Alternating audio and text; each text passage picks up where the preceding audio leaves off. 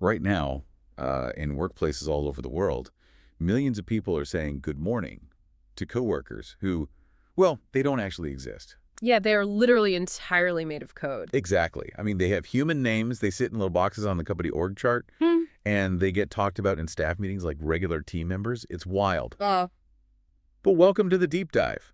Today, we are looking at this massive kind of invisible shift happening in corporate culture, which is this sudden trend of treating artificial intelligence not like software, but, like a human colleague. and it's a shift that sounds harmless at first, like maybe even a little quirky or fun, but the ripple effects are fundamentally breaking how work actually gets done.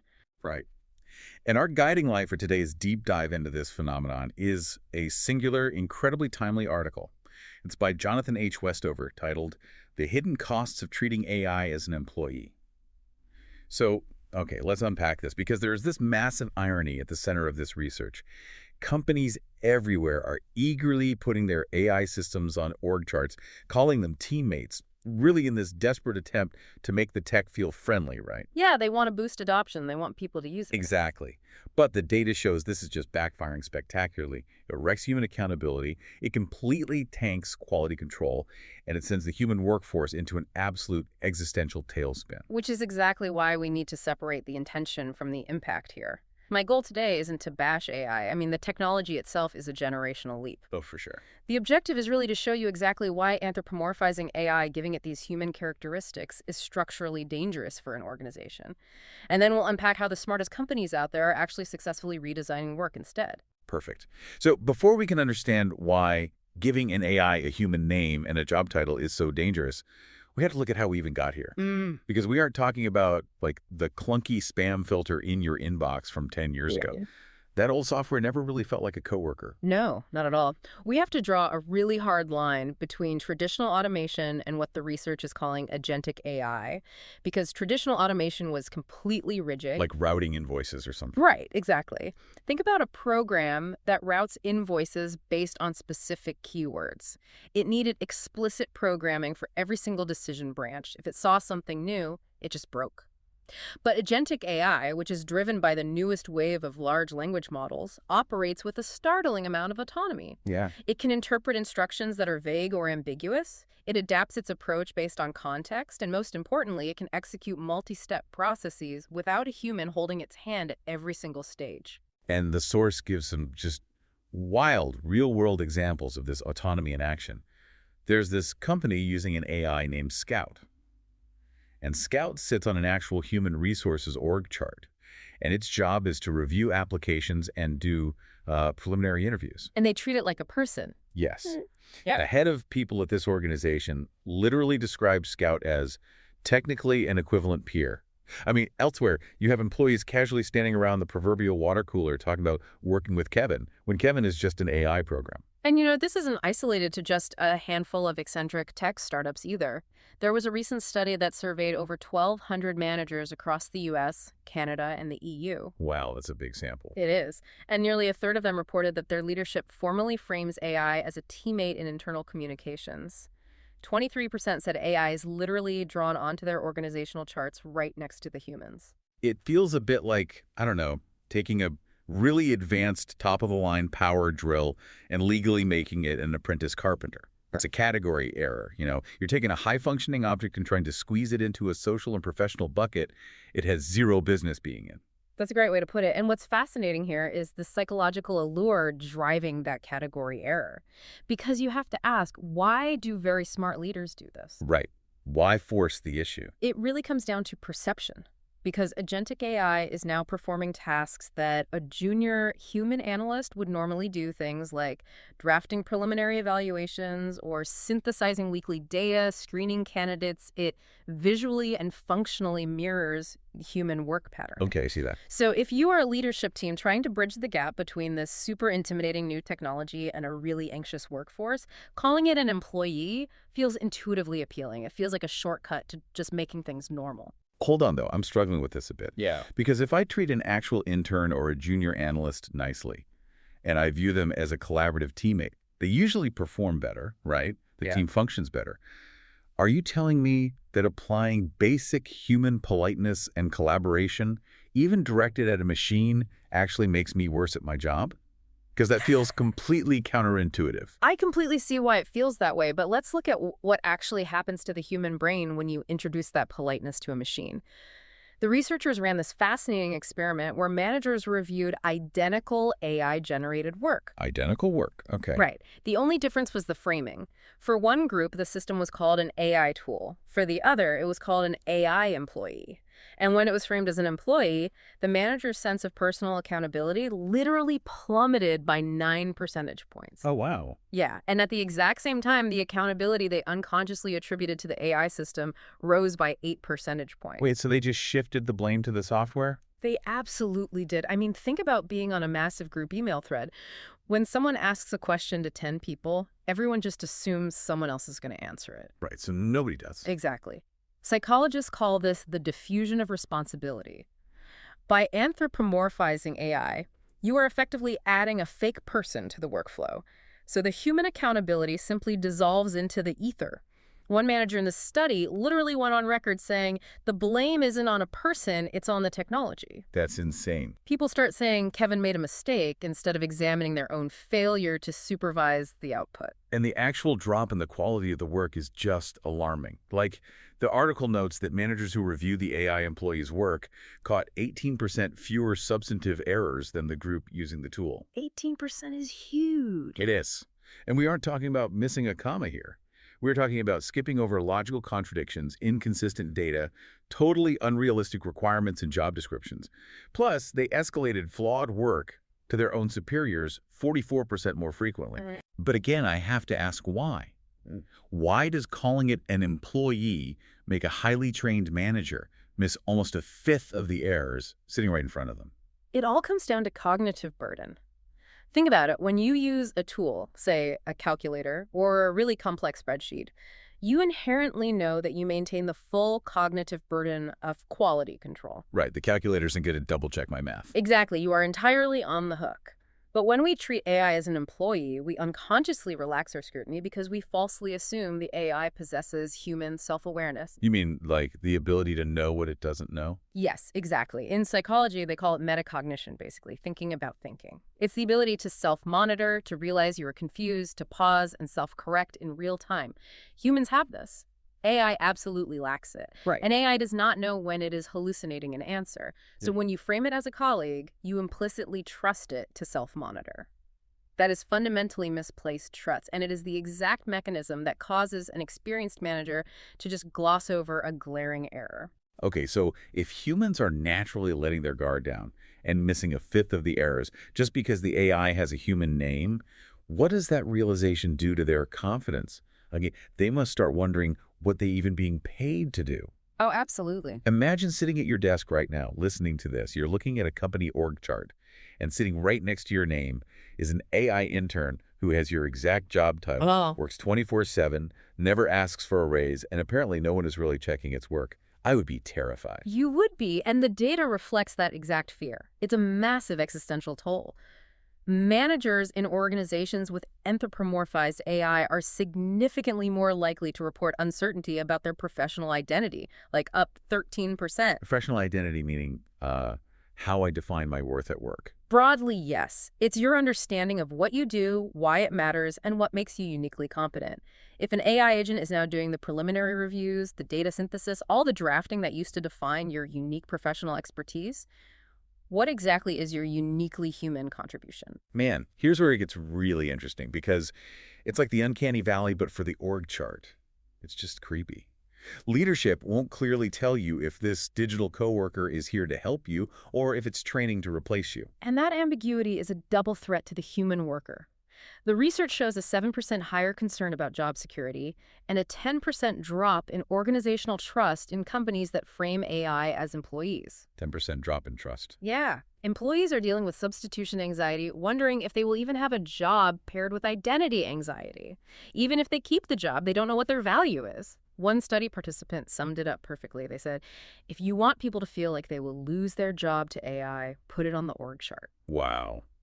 But a stressed-out, terrified worker isn't exactly going to be leading the charge on company innovation, are they? Not at all. If we connect this to the bigger picture, a stressed, risk-averse workforce that is entirely focused on self-protection is practically incapable of the adaptive learning and collaborative problem-solving needed to actually make AI integration successful. Because they're just trying to survive. Right. When people feel threatened, they hoard information, they resist change. Ironically, humanizing AI doesn't even meaningfully increase adoption intent among employees. It just makes them anxious, defensive, and ultimately way less effective. Okay, so knowing that the AI colleague model is fundamentally broken, I mean, it diffuses responsibility, it spikes errors, and it sends the human workforce into an identity crisis.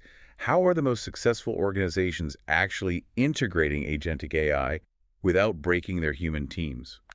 What is the actual antidote here? The antidote is explicit, deliberate work redesign, and it starts with right-sizing AI unit. Right sizing, what does that mean? It means mapping an AI agent one-to-one with a human role is a massive mistake. AI doesn't have human constraints. It has no working memory limits, no fatigue, no need to log off at 5 p.m. Right, so if AI doesn't have a human capacity limit, it doesn't need to take coffee breaks or sleep, why are we so obsessed with squeezing it into a human-shaped job description in the first place? Because we just default to what we know, it's comfortable. But forcing AI into human roles is like trying to put a saddle on a locomotive. I love that. It's the difference between buying a faster horse versus building a railroad. You're constraining its primary advantages, which are volume, continuous operation, and cross-contextual application. True value comes from a strategic division of labor based on comparative advantage. Basically what the machine does best versus what the human does best. Okay, so what does building that railroad actually look like in practice, instead of just hiring a digital coworker? Let's look at Siemens as a great example. They didn't hire a quote-unquote digital engineer and assign it a desk to monitor a few machines, which is what a human would do. Right. Instead, they deployed AI as a massive process-level layer to optimize entire manufacturing workflows. The AI monitors the vibrations and outputs of thousands of pieces of equipment simultaneously. Oh, wow. Yeah, predicting maintenance needs across the board. It flags anomalies so the human engineers know exactly where to deploy their physical human expertise. Or look at Shopify. What are they doing? They didn't create AI customer service reps mapped to specific human seats. They built a flexible AI capability that handles routine inquiries autonomously in the background while simultaneously acting as a rapid retrieval assistant to human agents who are dealing with highly complex emotional customer issues. Ah, so they are using it as an omnipresent capability, not just a role-level replacement. That makes so much sense. But we have to go back to the accountability issue for a second, because if the AI isn't a person, and therefore isn't responsible when something goes horribly wrong, who is? Organizations must define explicit, unshakable accountability. They have to map out decision rights and consequence management.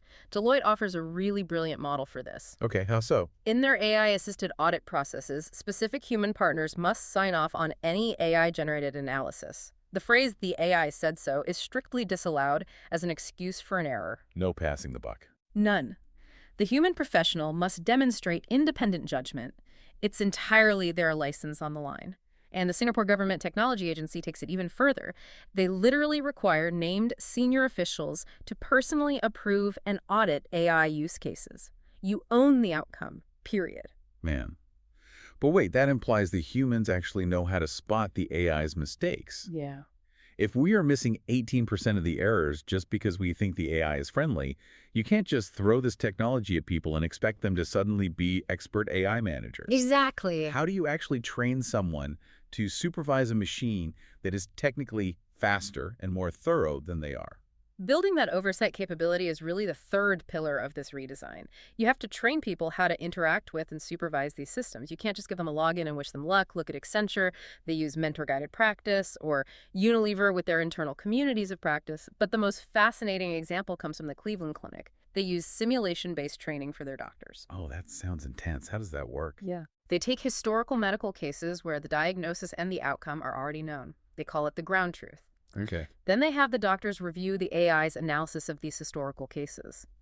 By doing this in a safe, simulated environment, the doctors get to see exactly where the AI excels, and more importantly, exactly what kind of blind spots cause it to stumble. So they're actively calibrating their trust. Precisely. They learn to exercise clinical judgment over the AI rather Yeah. than just blindly accepting its output because it sounds, authoritative and confident. That calibration is everything. You are teaching the human to elevate their judgment. Which brings up a massive question about the future of careers, right? If AI is functioning as this broad, powerful tool handling all the routine execution and data synthesis, what happens to the day-to-day life of the human worker? Well, if the AI is doing the heavy lifting, organizations must actively redirect the time saved toward higher value activities. We have to deliberately shape the evolution of human work to preserve meaning. This is what the source material refers to as the new collar evolution. The new collar evolution. I love that phrase.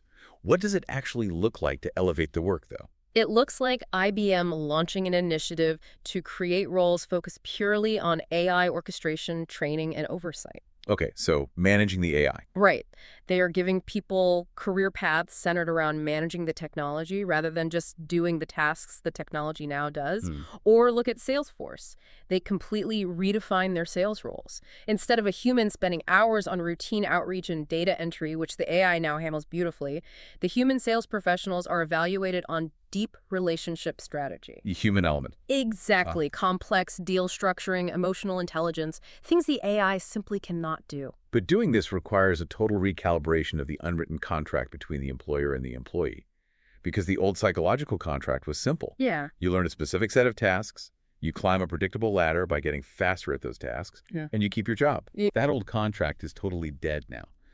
But how does a company actually communicate this shift to an employee without sounding like they're just deploying corporate jargon to mask impending layoffs? This raises an important question, and the answer is radical transparency. You cannot hide the ball. Organizations have to explicitly state which roles face substitution risk and which face augmentation opportunities. It really just comes down to fairness, right? It does, but organizational psychologists actually split fairness into two buckets here. The first is about the final outcome: did I keep my job or did my pay get cut? That obviously matter. Of course. But the second bucket, and arguably the more important one for company culture, is the fairness of the process. Psychologists call it procedural justice. How transparent is the communication? How involved are employees in redesigning their own workflows? Are you investing in their transferable skills like critical thinking and ethical reasoning, or just treating them like obsolete parts? Right. Are they part of the process or victims of it? Exactly. That perceived fairness and how the change is implemented is what actually maintains employee commitment during a massive technological transition. You have to bring the humans along for the ride. Okay, we have covered a massive amount of ground today. So what does this all mean? If you take nothing else away from today's deep dive, remember this. Treat AI like the incredibly powerful tool it is, not like your buddy Kevin. Definitely not Kevin. Right. Giving an AI a name and an org chart box might feel like a friendly shortcut, but the reality is that it diffuses responsibility, it degrades the quality of your work, and it leaves your human team feeling threatened and confused. You have to define clear boundaries. You must demand strict personal accountability for quality control. And most importantly, focus on elevating uniquely human judgment rather than trying to build a machine that mimics it. It's entirely about preserving what makes human work valuable. Yes.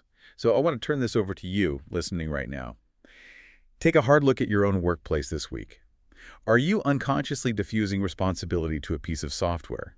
When the AI drafts an email or a financial report, are you reading it with the exact same sharp, critical eye you would use if a brand new intern handed it to you? Are you demanding clear oversight protocols from your leadership, or are you just letting the technology dictate your workflow? And we've spent this whole deep dive discussing the dangers of treating AI too much like a human colleague, but here's something for you to mull over. Okay, let's hear it. If we successfully train ourselves to strip all empathy, grace, and social warmth from our interactions with these highly communicative AI systems in order to maintain our objective edge, do we run the psychological risk of slowly beginning to treat our actual human colleagues more like machines? Oh, wow. That is a heavy one to end on, but so incredibly important to think about. Remember that advanced power drill is an amazing tool, but it is never going to be an apprentice carpenter. Keep the categories clear and protect your human accountability. Thank you so much for joining us on this deep dive. Keep questioning the consensus, keep looking for the signal and the noise, and we will see you next time.